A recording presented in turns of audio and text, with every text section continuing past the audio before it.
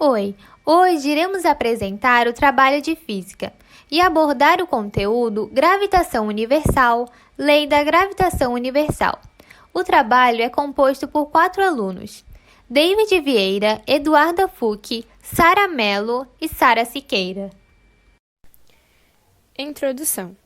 Dois corpos se atraem com a força proporcional às suas massas e inversamente proporcional ao quadrado da distância que separa seus centros de gravidade. Essa lei é utilizada para calcular o módulo de atração gravitacional existente entre dois corpos dotados de massa.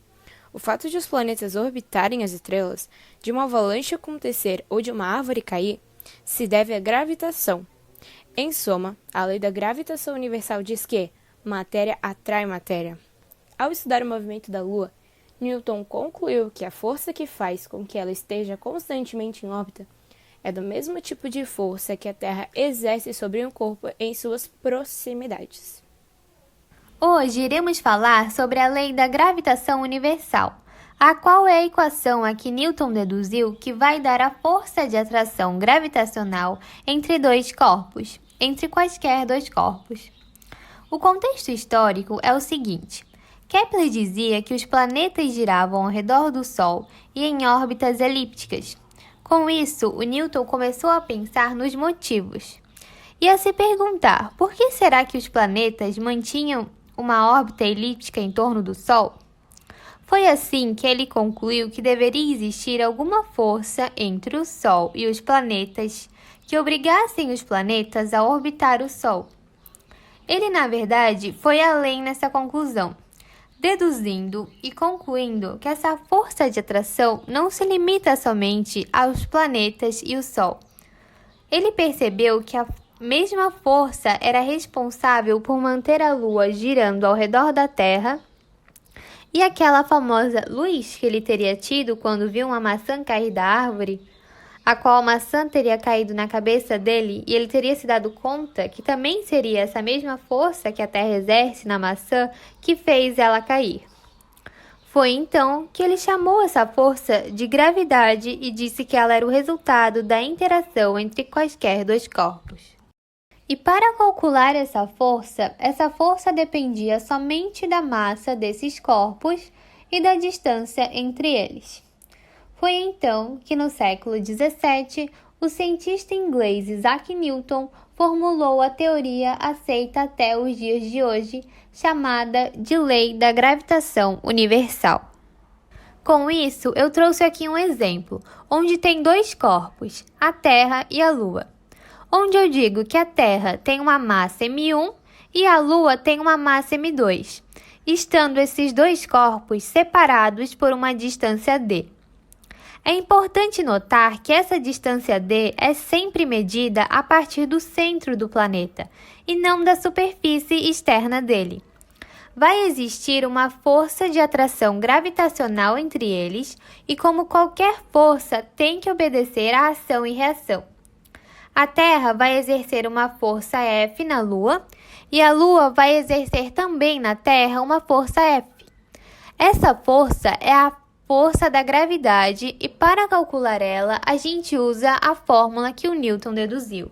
Para descobrir a força da gravidade, devemos usar a fórmula Fg igual a G maiúsculo vezes m1, que é a massa do corpo 1, que nesse caso é a Terra, vezes m2, que é a massa do corpo 2, que nesse caso é a Lua, dividido por d ao quadrado, que é a distância entre eles ao quadrado.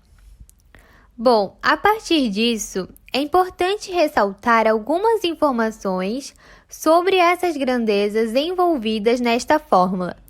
Primeiramente, a gente tem que usar a massa em quilogramas e a distância entre os corpos em metros.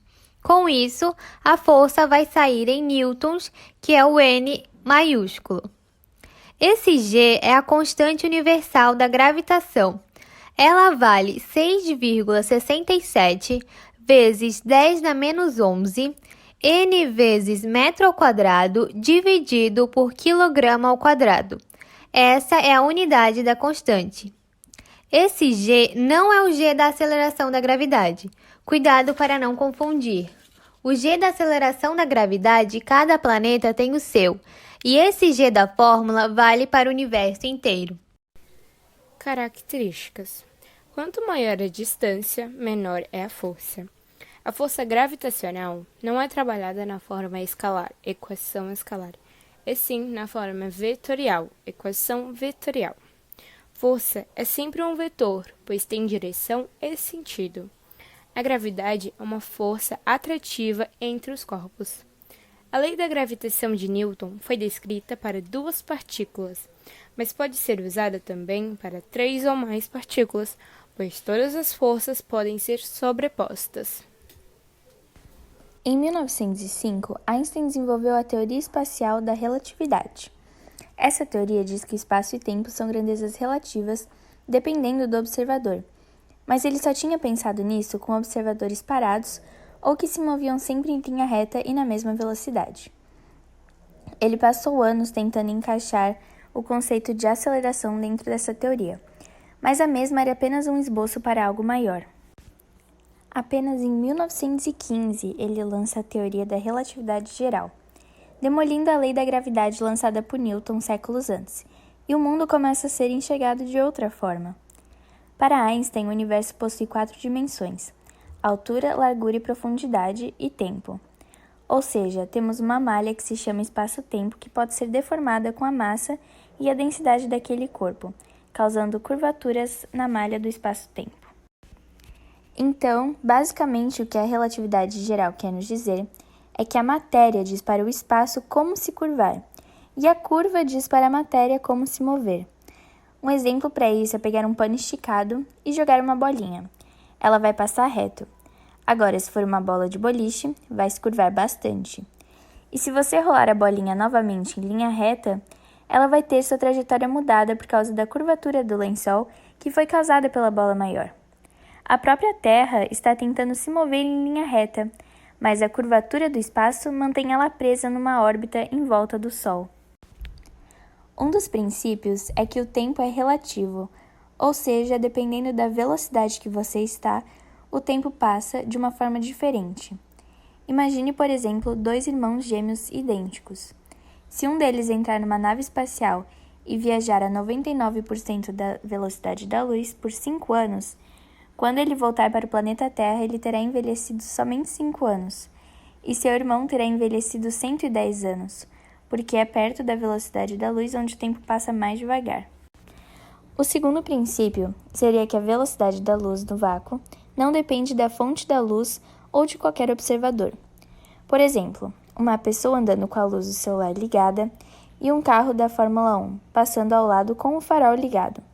Não importa que a pessoa é mais lenta que o carro, as duas luzes, tanto do farol quanto do celular, têm a mesma velocidade, mostrando que a velocidade da luz é constante e absoluta. Agora eu vou fazer o exercício de calcular a força de atração entre duas massas de 500 kg em uma distância de 5 metros uma da outra e mostrar como se aplica a teoria da gravitação universal. Exercício, a constante vai ser de 6,67 vezes 10 elevado a menos 11. As duas massas vão ser de 500, dividido pelo valor, que é da distância, que é de 5 elevado a 2. Você vai repetir o 6,67 vezes menos 10 elevado a menos 11. E você vai multiplicar o valor de 500 vezes 500, que vai dar 25.000. E dividir ele pelo 5 elevado a 2, vai dar 25, que dividindo vai dar 10.000.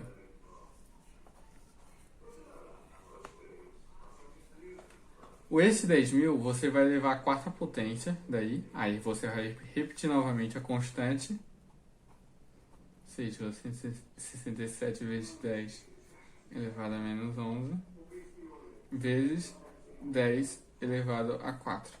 E você vai pegar o menos 11 e o 4 e vai fazer a soma, que daria, no caso, 6,67 vezes 10 por menos 7 newtons, que seria a nossa resposta.